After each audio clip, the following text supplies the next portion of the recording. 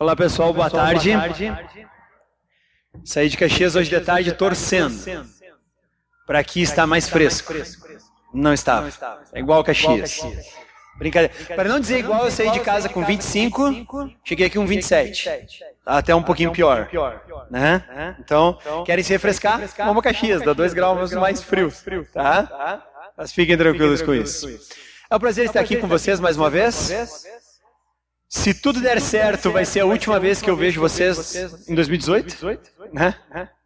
Aí eu vou vê-los só no ano que vem, mas esperamos que realmente Deus esteja nos dando mais oportunidades. E eu fiquei pensando, puxa vida,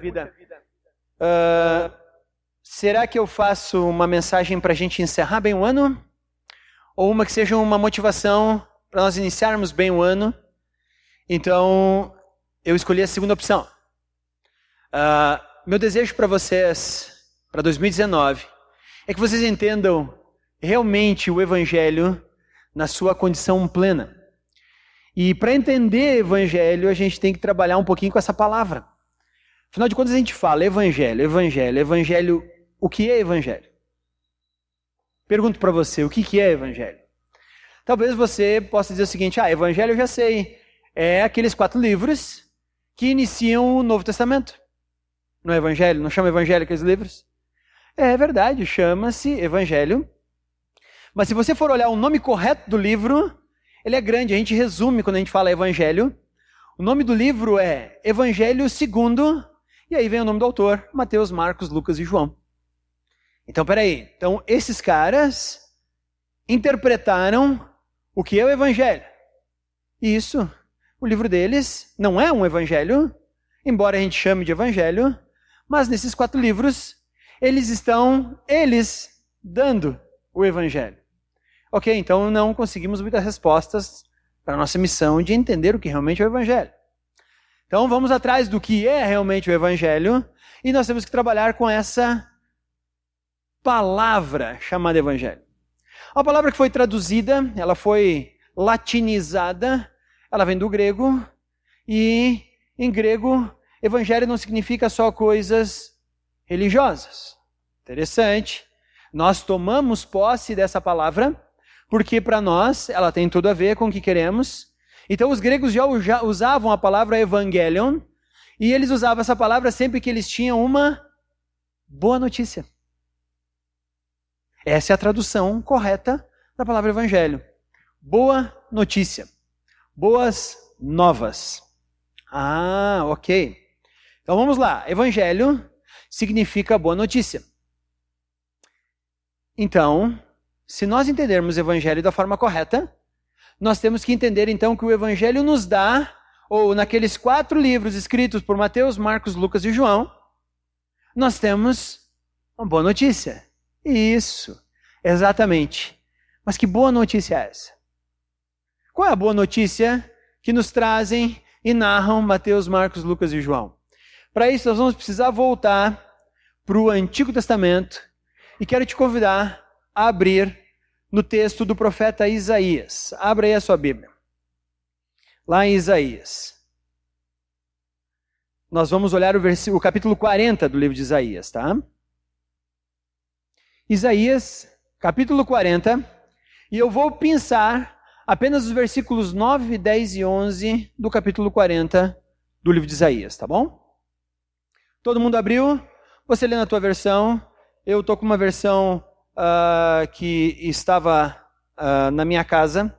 Eu sou uma pessoa bem pouco organizada. Eu tenho 50 Bíblias. Eu tenho uma no carro, algumas em casa, algumas lá na Aliança Pio X. Então, eu sempre tenho onde eu estou para ter, né? E aí nem sempre estou com a mesma versão, porque como eu gosto de ler muitas vezes, se a gente lê na mesma versão todos os anos, a gente o texto acaba ficando decorado e a gente não pode decorar, a Bíblia tem que fazer sentido no coração. Então, talvez a minha versão esteja um pouquinho diferente da tua, ela vai estar muito parecida, ok, não tem problema, tá bom? Mas os versículos 9, 10 e 11 de Isaías, capítulo 40, estão projetados ali. Ó Sião, mensageiro de boas notícias. Ali, você que traz boas novas, isso é NVI, né? Isso. Você que traz boas novas também, boas notícias, boas novas, né? No inglês, boas notícias é good news, né? Você traz boas novas. Então, Sião, mensageiro de boas novas, grite do alto dos montes. Grite mais forte, ó Jerusalém, grite sem medo. Diga às cidades de Judá, seu Deus está chegando. Sim, o Senhor soberano vem com poder, com um braço forte governará. Vejam, ele traz consigo sua recompensa. Como pastor, ele alimentará seu rebanho, levará os cordeirinhos dos braços e os carregará junto ao coração. Conduzirá eternamente as ovelhas com suas crias. Então aqui, evangelho não é uma coisa só de cristão. Nós pensamos que, não, nós somos cristãos, então o evangelho é para nós, é só nós.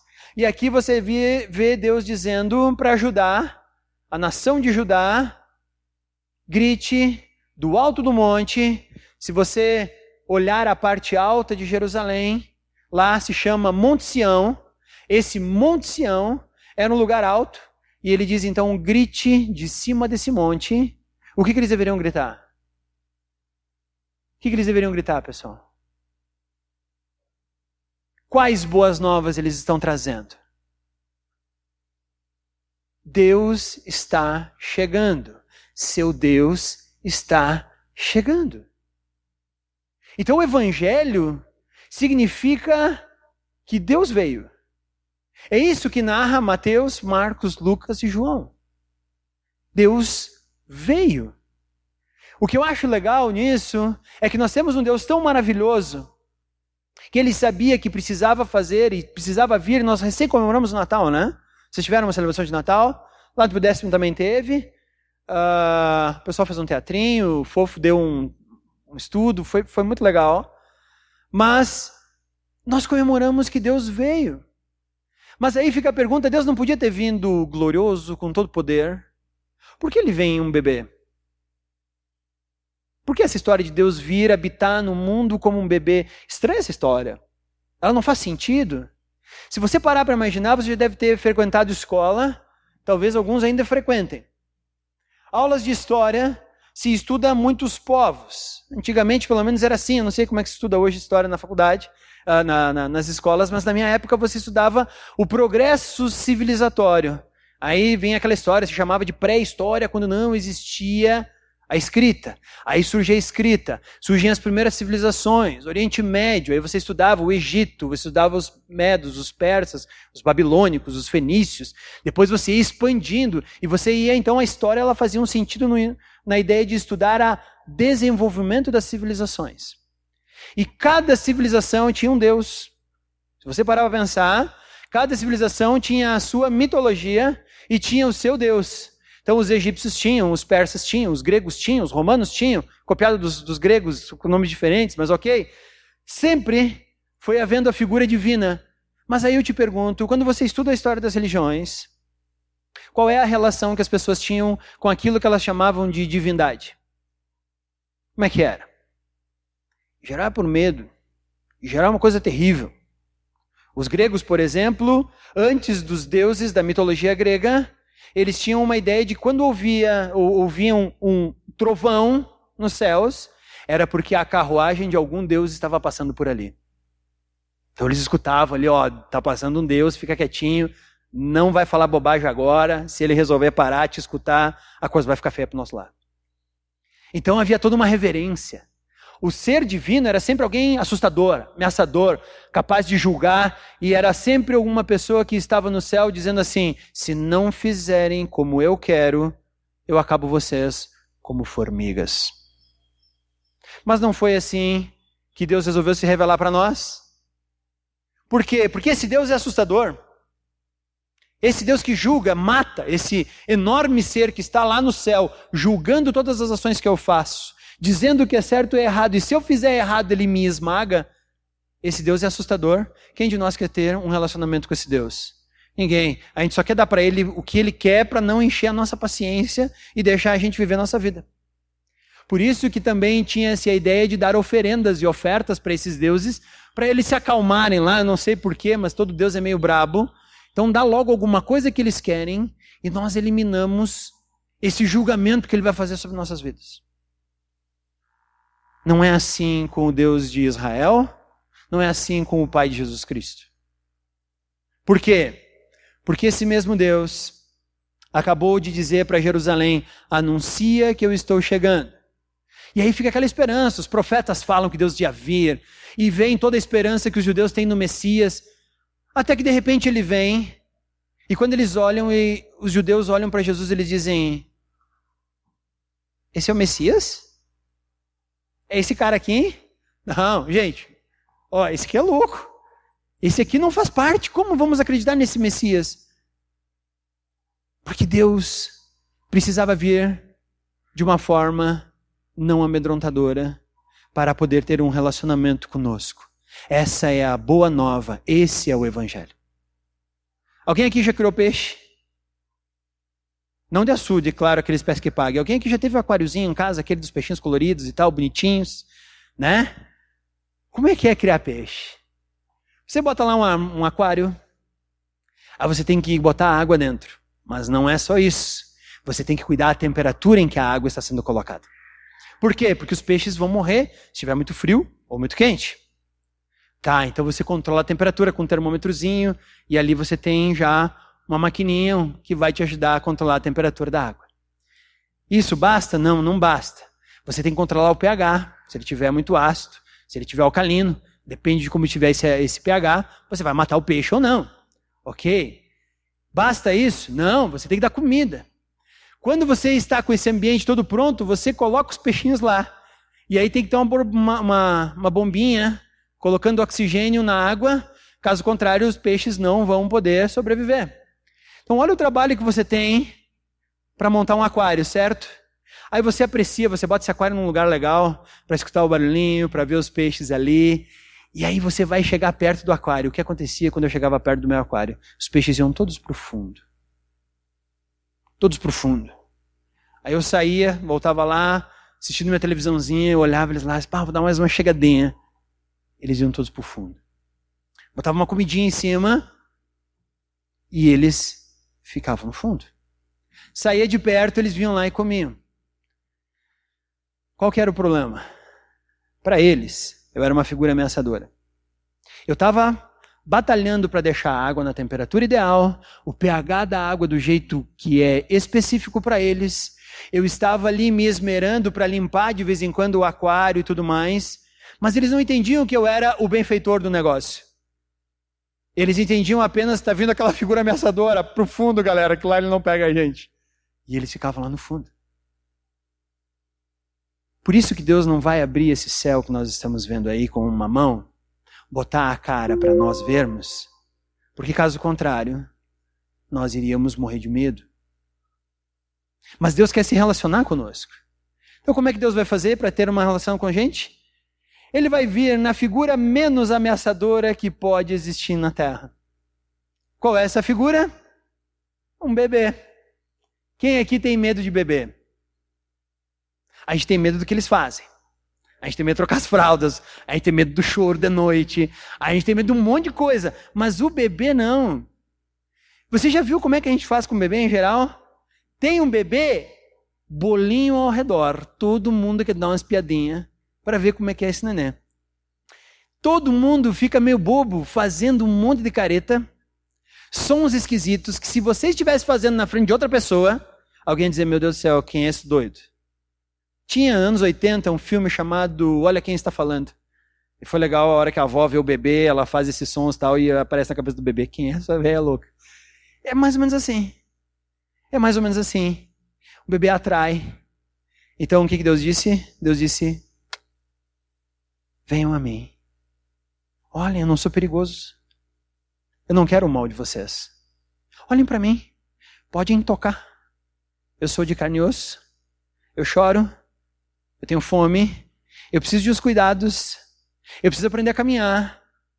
Eu preciso de um monte de coisa. E de repente nós é apresentado esse ser já adulto, narrado, Mateus, Marcos, Lucas e João. E esse ser adulto também é não amedrontador. Ele anda com as pessoas, ele come com as pessoas, tanto que os judeus ficam meio perplexos. Quem é esse cara aí? Esse é o Messias prometido desde a fundação do mundo, Gênesis 3,15, a semente de Eva que pisaria a cabeça da serpente. Ele? Comendo com esse tipo de gente? Não. Andando com esse tipo de gente? Tem alguma coisa errada. Porque Deus queria desenvolver um relacionamento conosco. Quando nós nos vamos afastados de Deus, nós criamos uma religião. Religião é coisa do homem. Esse negócio de religião, o homem é extremamente religioso. Nós todos somos religiosos. Nós queremos chegar até Deus, então a religião é nada mais que uma invenção da nossa mente para que nós possamos chegar até Deus. E eu vou dizer para você, religião nenhuma dá certo. Porque religião é um esforço humano de tentar chegar ao divino, e Deus fez totalmente o contrário. Ele, divino, se entrega a nós e diz: venham aqui, vamos conversar, vamos sentar. Ele está falando com um fariseu chamado Nicodemos, lá em João capítulo 3, e tem um bom papo com ele sobre nascer de novo, e era necessário nascer de novo e tal.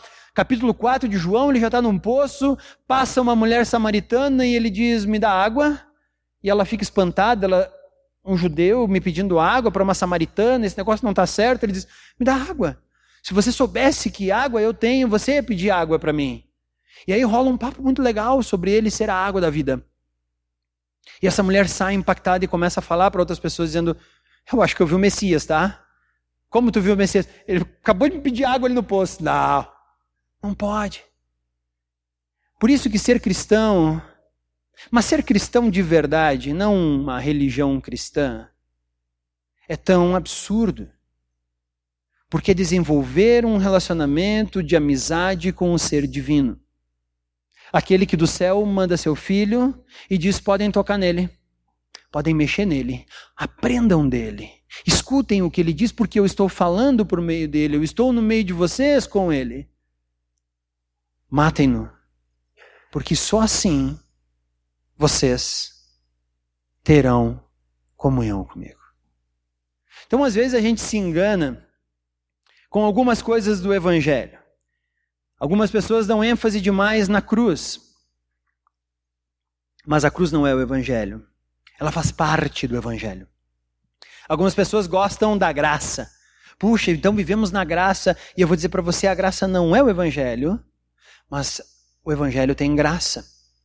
Algumas pessoas dizem: tá, então é a salvação. Nós não podíamos ser salvos, estávamos condenados ao inferno, e aí recebemos a salvação, e eu vou dizer que o Evangelho não é a salvação, mas o Evangelho traz salvação. Talvez algumas pessoas vão dizer: tá, então é o processo de justificação. Jesus naquela cruz morreu por nós, então ele nos torna justos, então agora como justos nós vamos chegar até Deus, e Deus vai olhar e vai ver que não tem pecado nenhum, porque foi todos eles levados na cruz por Cristo. E eu vou dizer para você que o Evangelho não é justificação, mas o Evangelho tem justificação. Pensa um pouquinho em qual é a boa notícia de Isaías 40. Teu Deus está chegando. Para que Deus pudesse habitar no nosso meio, para que nós pudéssemos desenvolver um relacionamento com Deus, ele precisava resolver a questão do pecado. Daí vem a questão da salvação. Ele precisava nos tornar justos, aí vem a cruz. Ele precisava eliminar tudo o que atrapalhava para nós termos um relacionamento com ele. Por isso que o Evangelho tem salvação, tem graça, tem cruz, tem justificação. Mas a boa notícia é que Deus está com a gente. Deus está conosco. Para mim, a figura do Antigo Testamento que melhor entendeu isso foi o rei Davi. O rei Davi escreveu vários salmos. Eu quero compartilhar 2 trechos de 2 salmos de Davi para mostrar como esse cara entendia o que era evangelho. Agora volta um pouquinho na tua Bíblia, nós estamos em Isaías, volta, vai para o livro de Salmos, e o primeiro salmo que nós vamos ler é o 27. Salmo 27. E eu vou pensar 2 versículos só desse salmo. Primeiro versículo é o versículo 4, quando ele fala o seguinte: A única coisa que peço ao Senhor, o meu maior desejo, é morar na casa do Senhor todos os dias da minha vida, para contemplar a beleza do Senhor e meditar em seu templo. Jerusalém tinha um edifício. Esse edifício recebia o nome de templo. Na época de Davi, não existia esses prédios chamados igrejas que nós temos aqui. Caxias, Farroupilha, Bento, todos eles têm igrejas, né? Sejam elas protestantes, sejam elas católicas, nós temos uns prédiozinhos que são chamados de igreja. Já na época do rei Davi, existia só um grande prédio em Jerusalém, e esse prédio era chamado de o templo. Esse templo, então, ele simbolizava a presença de Deus na terra. E Davi agora, ele fala... Agora eu quero que você preste atenção um pouquinho só. Davi era rei de Israel, certo? Davi era o homem mais famoso nos arredores de onde ele morava, certo? Ele não pede mais fama. Davi era o homem mais rico. Afinal de contas, ele era o rei. O que ele quisesse, alguém ia entregar para ele. Se ele acordasse de manhã dizendo assim, puxa, hoje eu acordei com uma vontade de comer morangos com chantilly. Mas rei, não é época de morangos. Mas acordei com vontade. Ok, rei, nós providenciaremos morangos com chantilly. Não tem problema. O senhor só espera um pouquinho. Nós vamos lá pegar o leite, nós vamos bater o leite, nós vamos pegar o melzinho, nós vamos achar morango em qualquer lugar, nem que seja no mercado da Fenícia. O senhor vai ter seus morangos com chantilly. O que isso significa? Ele não pediu mais dinheiro. Ele não pediu mais fama. Ele não pediu nada além de estar na presença de Deus. Eu acho um extremo desperdício nós hoje. Somos mais privilegiados que Davi. O Espírito Santo de Deus habita em cada um daqueles que se diz cristão. Nós já temos Deus presente em nós. E a nossa vida se resume o quê? Buscar riqueza. Buscar fama. Buscar um monte de coisa. Davi queria fazer o caminho inverso. Ele diz, Deus, não quero mais riqueza, não quero mais nada. Eu quero viver contigo, te contemplar. Estar na tua casa todos os dias. Nós fazemos o contrário. Deus se entrega para nós, diz, eis aqui o meu filho, aceite-o. Mas a nossa vida acaba sendo uma perseguição insana para termos cada vez mais coisas. E se bobear, a gente diz assim, Deus, já que tu tá aí para me ajudar, me dá o que eu quero. Quero isso, quero aquilo, quero aquele outro. Aqui eu entendo que Davi se contentava com Deus. Às vezes eu olho para o meu coração e eu me contento com o que Deus dá. Isso não é certo. Eu tenho que me contentar por Deus, por quem Ele é. Não pelo que Ele me dá. Porque senão eu estou fazendo nada mais que um comércio com Deus. Deus, eu estou te servindo. Por quê? Porque tu me dá coisas.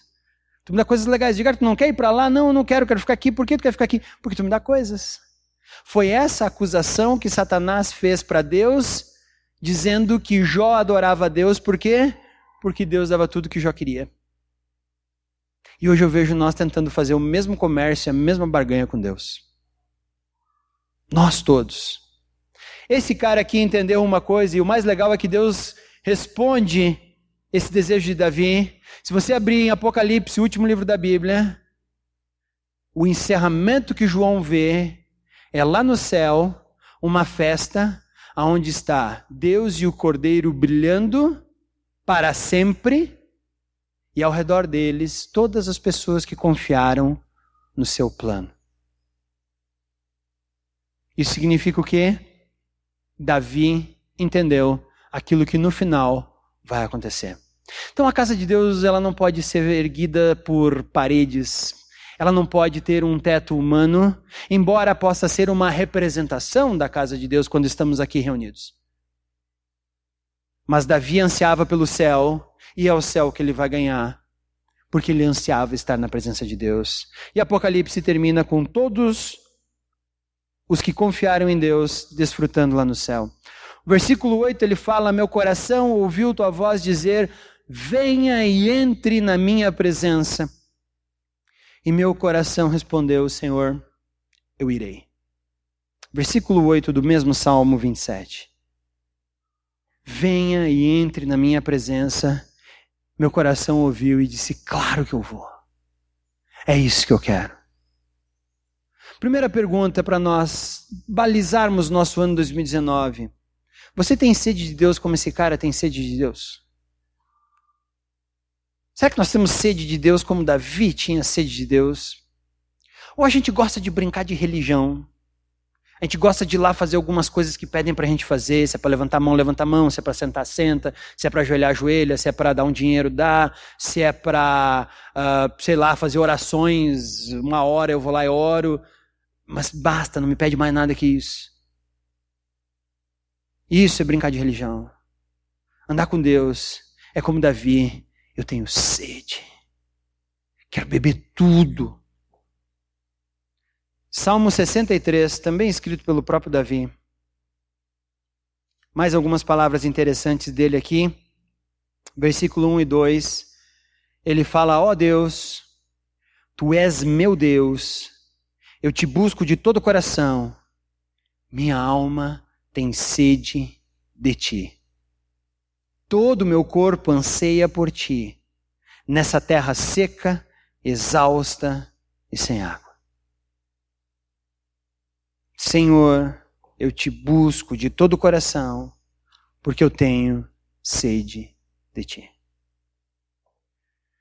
E aí, o Evangelho, Deus disse, vou mandar água para essa terra. Olha o que eu disse para você, que Jesus falou quem ele era para a mulher samaritana. Quem beber da minha água jamais terá sede, do contrário, do coração dela brotará rios de água viva. Nosso coração, que estava afastado de Deus e sem Deus, um terreno árido agora de Deus, recebe a fonte de água viva, que é o próprio Deus. E aí nós podemos beber agora de Deus infinitamente. Como isso? Agora eu quero que você abra no Evangelho segundo João, capítulo 1, versículo 1. Evangelho de João, capítulo 1, versículo 1, fala, no princípio aquele que é a palavra. A palavra já existia. A palavra estava com Deus e a palavra era Deus. Agora olha o versículo 14. Assim, a palavra se tornou carne e osso, e habitou entre nós.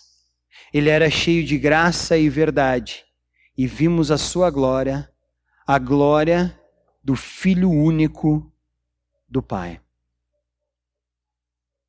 Então aquilo que nós podemos ganhar de Deus está em Cristo. Por isso a gente comemorou o Natal semana passada. Por que a gente comemora tanto o Natal? Porque ele é a vinda do próprio Deus para que nós pudéssemos agora ter acesso a ele. Deus quebrou tudo aquilo que atrapalhava o fato de chegarmos até ele e ele diz, venham a mim. Ele buscou cada um dos seus filhos com afinco, mandando o seu filho único para morrer na cruz, para nos resgatar, para que nós tivéssemos acesso a ele. Por isso que o Evangelho é tão somente a ótima notícia de que Deus fez tudo o que precisava para que eu tivesse acesso a ele, para que cada um de nós tivéssemos acesso a ele. Nada mais pode roubar essa glória. E às vezes nós colocamos coisas que roubam essa glória. Muitas vezes alguém se diz cristão, mas Jesus não é o centro da adoração dela. Se isso não é, está errado. Porque o próprio Deus deixou na Bíblia o caminho, e o caminho é o próprio Cristo. E a única forma de alcançarmos esse Cristo, esse Deus, é por meio de Cristo e do seu sacrifício. Paulo fala em 2 Coríntios, capítulo 2, versículo 4 a 6. 2 Coríntios, capítulo 4, eu falei capítulo 2, né? Desculpem. Capítulo 4, versículo 4 a 6. O Deus desse mundo cegou a mente dos que não creem, para que não consigam ver a luz das boas novas. Mais uma vez a palavra evangelho está aqui. Não entendendo esta mensagem a respeito da glória de Cristo, que é a imagem de Deus. Não andamos por aí falando de nós mesmos, mas proclamamos que Jesus Cristo é Senhor e que nós mesmos somos servos de vocês por causa de Jesus. Pois Deus que disse, haja luz na escuridão, é quem brilhou em nosso coração, para que conhecêssemos a glória de Deus na face de Jesus Cristo. Nós nos dizemos cristãos, então a única coisa que nós devemos fazer é adorar a Cristo. Porque é esse Cristo que veio mostrar quem Deus é. João 14, Filipe está falando com ele, diz assim, Jesus, mostra-nos o Pai. E João fala, Filipe, como tu me pede para mostrar o Pai? Quem me vê, vê o Pai. Evangelho é a boa notícia de que Cristo veio. O próprio Deus se fez luz para aqueles que estão cegos. Ele veio ser água viva no terreno árido e seco do nosso coração, para que nós pudéssemos chegar até Deus. Para 2019, eu quero que você leve essa boa notícia. O teu Deus veio. E a vinda de Cristo, a morte de Cristo na cruz, é o maior grito de eu te amo de toda a história. Por isso que o nosso símbolo não é uma manjedoura. A gente não anda com uma manjedoura pendurada no pescoço. A gente não anda com nada pendurado no pescoço. Nós andamos com uma cruz aqui. Por quê? Porque a cruz é o símbolo maior. É o grito de eu te amo que ninguém pode calar. O grito de um Deus que derramou todo o seu amor para que nós tivéssemos acesso a Ele, dizendo, pode vir, experimentam de mim. Eu não sou uma divindade que está lá no céu esperando você fazer a coisa certa para te julgar. Eu sou o Pai de amor, que pela graça entrega seu Filho para que você possa ter acesso a mim. Vinde a mim todos os cansados e sobrecarregados, e eu vos aliviarei. Então, o meu desejo para cada um de nós, 2019, é que encontremos esse Cristo. E que todos os nossos cansaços e as nossas cargas sejam postas nele. Porque nós não conseguimos carregar, mas ele sim. Vamos orar? Senhor Deus, agradecemos o Evangelho. O Evangelho não é um livro. O Evangelho é você mesmo, encarnado em nossas vidas. O Evangelho é a tua presença em nós. Então nós agradecemos o Evangelho. Agradecemos aquele menininho que nasceu, naquela manjedoura, mas mais do que isso, agradecemos o teu Filho que veio e nos ensinou o caminho certo. Também agradecemos o teu Filho que veio e morreu, para que nós pudéssemos ser perdoados. E é na cruz que encontramos a graça, o amor, a santidade e principalmente o acesso a Ti. Pai, que nós possamos levar essa verdade adiante.